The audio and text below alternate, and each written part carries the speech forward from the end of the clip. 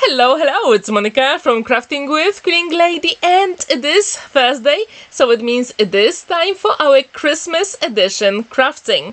In today's video, I'm going to show you how to use your silhouette stamps to create a Christmas bubble project with no cutting dies. Yes, that's exactly what we're going to create. I'm going to use Silhouette Scenes stamp set collection from Creative Stamping Magazine issue 77. I really like that nativity scene, but to be honest, I was inspired by those bubbles. I really like the shape of them, so I thought let's combine those two stamps together and create a nativity scene and a Christmas bubble with no dies. We literally are going to use just stamps, but we're going to use two tricks with heat embossing. For my first focal element, I'm going to use heat-resistant acetate from Crafter's Companion, and you can find all the names of the products I use in today's video in the description down below if you're interested. And yes, if you use my affiliate links, that really supports my channel, so thank you so much. Now I'm going to use my anti-static bag, and this is crucial because we are going to do some heat embossing on acetate, and to do it I'm going to use my VersaMark ink. When this is ready, you probably guessed it, I'm going to use my totally favorite gold embossing powder. And it's always a good idea to have a little bit of scrap paper underneath so we don't waste any of that amazing embossing powder. And now we can use dry paintbrush if you have any excess of the embossing powder, and it is time to heat set it. So I do encourage you to actually heat set your tool for about 20 seconds before you move on to the acetate. And now it is time to actually create the scene. So I'm going to start with baby Jesus, Mary, Joseph, and then that beautiful star at the top. And what's really crucial whenever you do any heat embossing on acetate, try not to move your stamp when you actually put it on acetate. It is pretty tricky, especially when we use VersaMark ink, but please just try. Just try and you will be amazed at this technique. And I do wonder, have you actually ever tried heat embossing on acetate? If you have, what kind of project did you create? Please let me know in the comments down below. I also wonder, have you seen my video from last week? Please let me know. If you haven't seen it, the link is in the top right corner. To add a little bit of detail, I'm going to use VersaMarker ink in a pen, and yes, you can do it. As you can see, it has very nice nib, so you can create any detail you want. In this case, I just wanted a little bit of ground for our Mary, Joseph and Jesus. It doesn't have to be perfect, that really doesn't matter.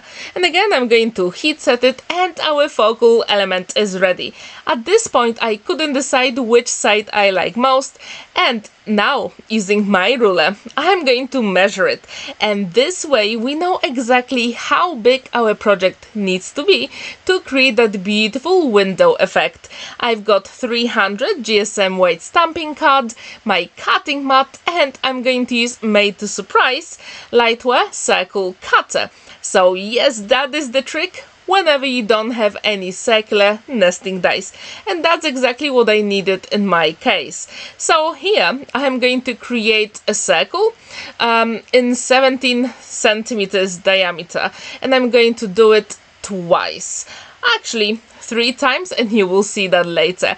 Now I'm going to use the same measurement for the gold mirror card, and now I'm going to create small frame. So I need to move my blade, and this way it is the easiest way you can create very tiny frames. But always start with your biggest circle first and try not to move it. And yes, that is my trick for not having circular nesting dies. Now when we've got that element, we are going to create our front panel. So again, it's 17 centimeters, and now I'm going to measure 14 centimeters, and that will give me the window for our beautiful scene using silhouette stamps. When this is ready, now we can actually create the background, and to do it I've got a piece of vellum, and I'm going to stamp some beautiful stars that are in this collection. And whenever you use smaller stamps to create a background, please rotate them over and over again so you do have variation and no one will ever know that you actually had a very small stamp to create that beautiful background. As you can see, it is super simple, and yes, we are going to do some heat embossing on vellum. So we are actually using acetate, vellum, and later on I'm also going to use some white card. So there will be 3 embossing techniques on one project.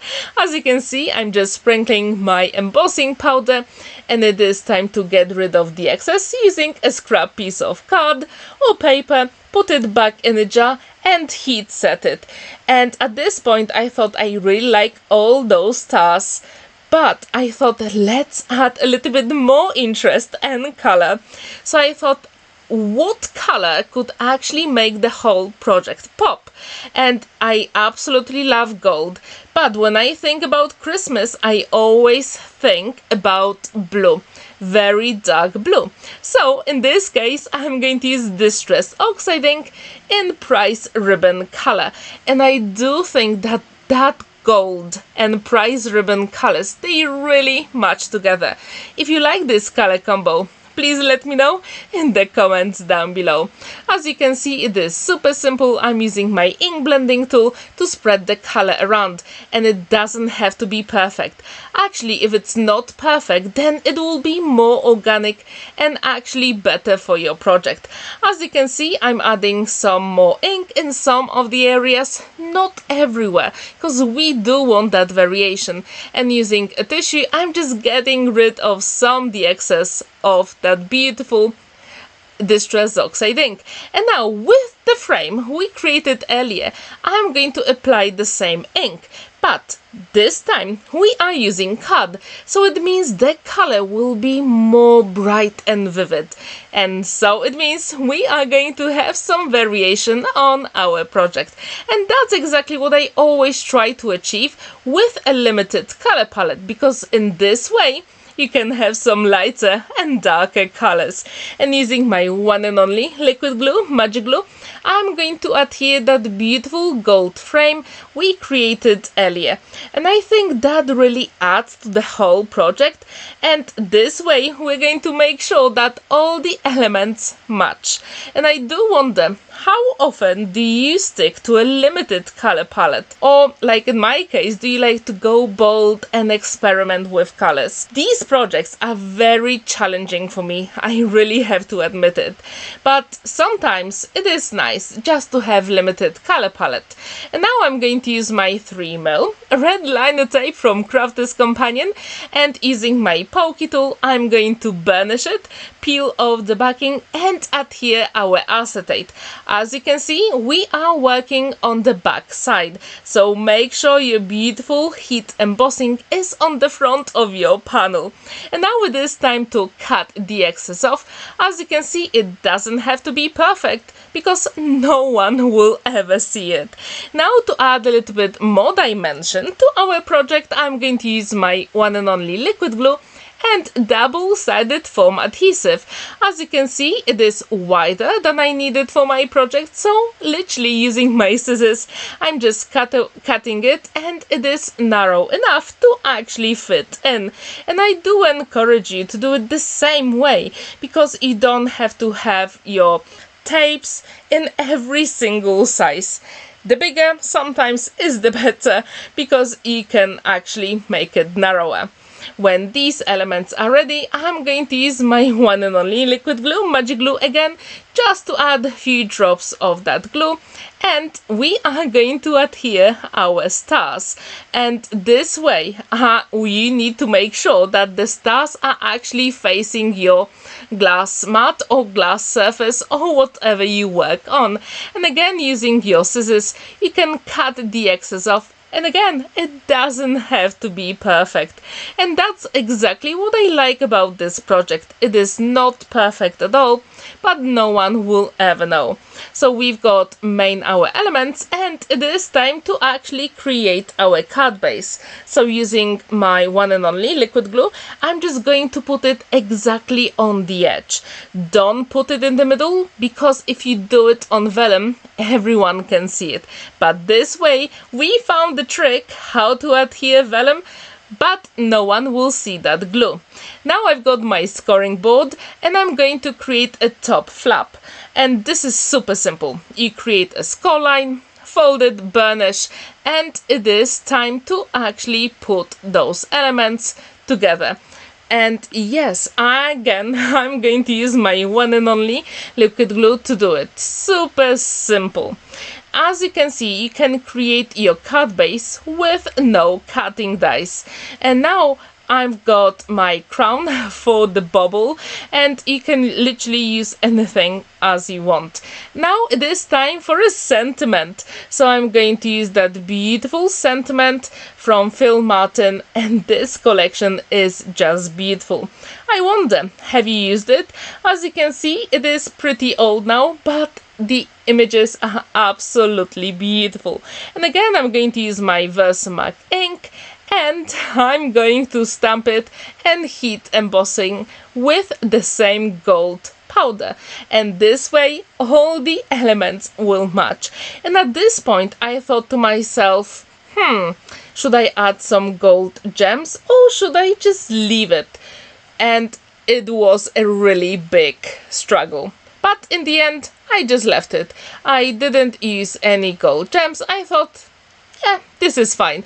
If you agree, let me know. And using my longer scissors, I'm just cutting my sentiment into smaller pieces. And yes, it will be time to put it on our card. But first, I'm going to use some gold mirror cut, and I'm actually going to back it here. Super simple, and just put it at the bottom of the card. But I wanted to add a little bit more dimension, so I've got my double-sided foam adhesive. And using your pokey tool, you just peel it off, and it is ready.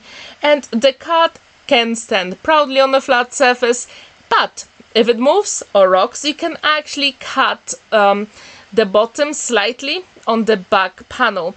So yes, you can do it, no one will see, and there is so much space to write your message inside. So as you can see, I didn't really have good measurement at the beginning, I just worked with all the elements. Thank you so much for watching and spending that time with me, and next week I'm going to have very special Christmas projects, so stay tuned for that. Happy crafting!